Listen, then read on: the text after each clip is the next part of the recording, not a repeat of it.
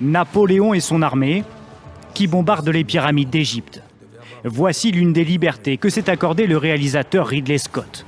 Son nouveau film Napoléon n'est pas encore diffusé dans les salles obscures, mais il crée déjà la polémique et agace certains puristes.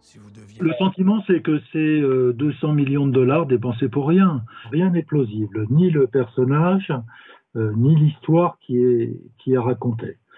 Piqué au vif, ce dimanche, Ridley Scott a répondu à ses détracteurs lors d'une interview à la BBC.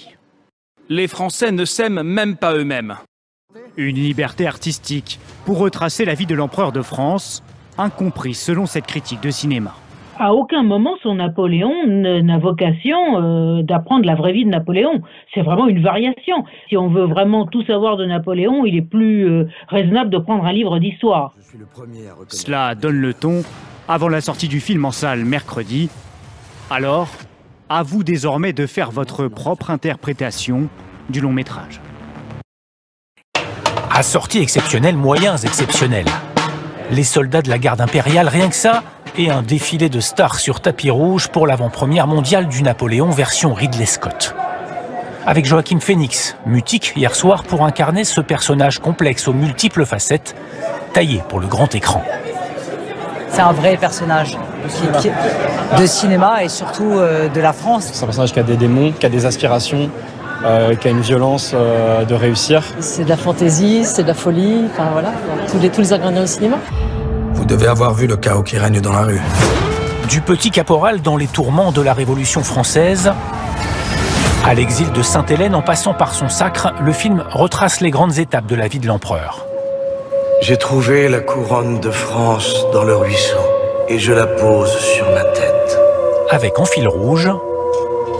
Quel est votre nom? Napoléon. Le cours de ma vie vient-il de changer? Napoléon. Ses rapports passionnels et tourmentés avec Joséphine, l'amour de sa vie. Tu crois être un grand homme. Mais tu n'es qu'une toute petite brute. Et tu n'es rien si je ne suis pas avec toi. J'ai adoré ça, jouer ce personnage. Tellement intéressante, inhabituelle. Une énergie étrange et puissante. J'étais très reconnaissante, dans un film comme ça, de représenter la féminité dans un monde très masculin. Toulon, Waterloo, Moscou, Austerlitz. Les grandes batailles impliquant jusqu'à 300 figurants donnent lieu à des scènes épiques. Attendez! Il faut qu'ils pensent qu'ils ont l'avantage! Même un Anglais comme Ridley Scott s'incline devant le stratège militaire. Je crois qu'il avait une intuition formidable. Il a appris à faire confiance à cette intuition et il s'est laissé guider par elle. Bien sûr, Napoléon n'a jamais tiré sur les pyramides d'Égypte. Je suis destiné à de grandes choses. Le réalisateur avoue s'être arrangé avec l'histoire pour les besoins du scénario. Une version longue de plus de 4 heures serait déjà dans les tuyaux.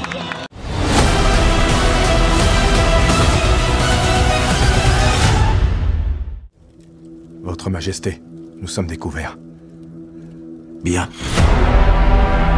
Attendez! On est sur la glace! C'est un piège! Retirez-vous!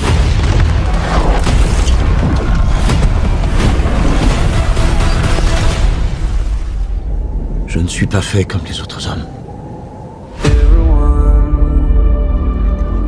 Mais ceux au pouvoir ne me voient que comme un guerrier, ne pouvant prétendre à aucune charge.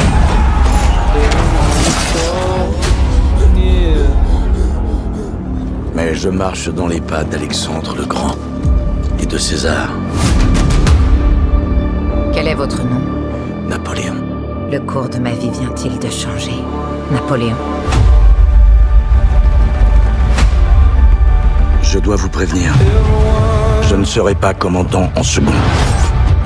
Mais c'est par le feu que je l'emporterai. Je suis destiné à de grandes choses. J'ai trouvé la couronne de France dans le ruisseau et je l'ai placée sur ma tête. Tu crois être un grand homme.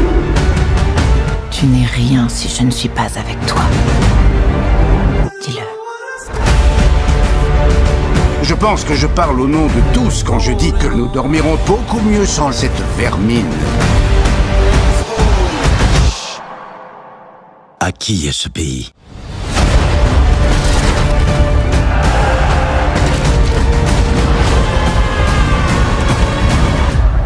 À moi.